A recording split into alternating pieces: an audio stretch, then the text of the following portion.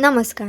आपण पाहत आहात श्रीगोंदा ऑल महाराष्ट्र न्यूज. जर आपण नवीन असाल तर लाईक करा, सबस्क्राईब करा व जास्तीत जास्त ग्रुपवर पाठवा. धन्यवाद अध्यक्ष आजची महोदय. बातमी. मी आदरणीय महसूल मंत्र्यांचे विशेष असे आभार मानतो की आपण तुकडेबंदी कायद्यामध्ये इतकं मोठं म्हणजे महत्त्वाचं पाऊल उचललेलं आहे. आपण हा प्रश्न ज्यावेळेस सभागृहात मांडला गेला होता त्यावेळेस मी एक प्रश्न विचारला होता, त्याला खूप सकारात्मक उत्तर आदरणीय महसूल मंत्र्यांनी दिलं होतं. ते म्हणजे जे तुकडेबंदी कायदा लागू असताना सुद्धा खरेदी विक्री झाले होते, अशांना आपण रेग्युलराईज करणार का?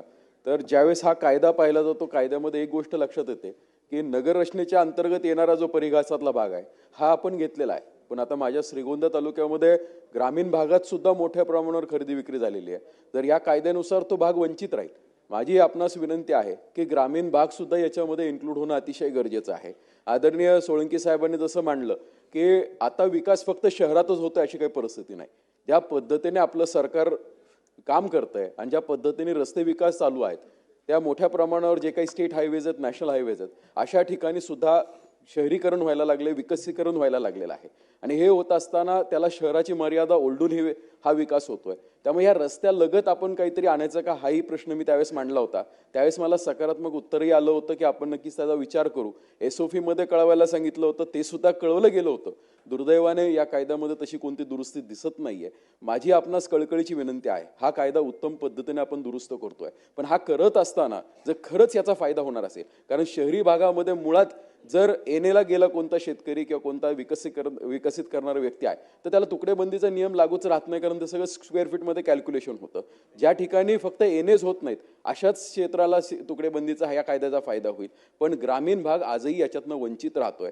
आणि बोलत असताना आणखी काही सदस्यांनी जो मुद्दा मांडला की तीच परिस्थिती आमच्या पश्चिम महाराष्ट्र परिसर असेल किंवा नगर जिल्हा असेल, आमच्या जिल्ह्यामध्ये सुद्धा ज्या ठिकाणी बागायत भाग आहे अशा ठिकाणी क्षेत्रफळ हे कमी व्हायला लागलेलं आहे. आणि क्षेत्रफळ कमी होण्याचं कारण म्हणजे कुटुंबामध्ये जे काही वाटण्या होत होतात.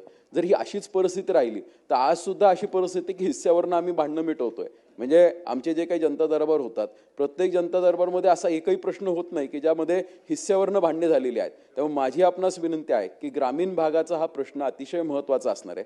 तुकडेबंदी हा फक्त शहरीकरणापुरता मर्यादित न पाहता त्याला ग्रामीण भागामध्ये किंवा जो विकसित होणारा भाग आहे, ज्याचा विकासाचा वेग वाढलेला आहे, ज्या ठिकाणी रस्ते वाढतात आहेत, अनेक प्रगतीचा जो दर वाढायला लागलेला आहे, अशा सुद्धा गावांना याच्यामध्ये आपण इन्क्लूड केलं गेलं पाहिजे.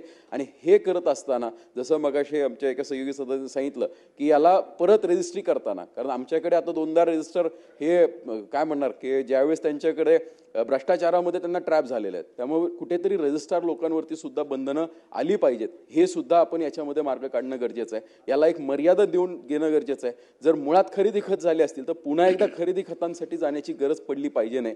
आणि माझी आपणास खरंच कळकळीची विनंती आहे, आपण या कायद्याला तर मी समर्थन करायला उभाच आहे, पण समर्थन करत असताना जो ग्रामीण भाग अजूनही याच्यामध्ये आला नाहीये त्याला लवकरात लवकर आपण घेऊन यावं ही आपणास विनंती करतो.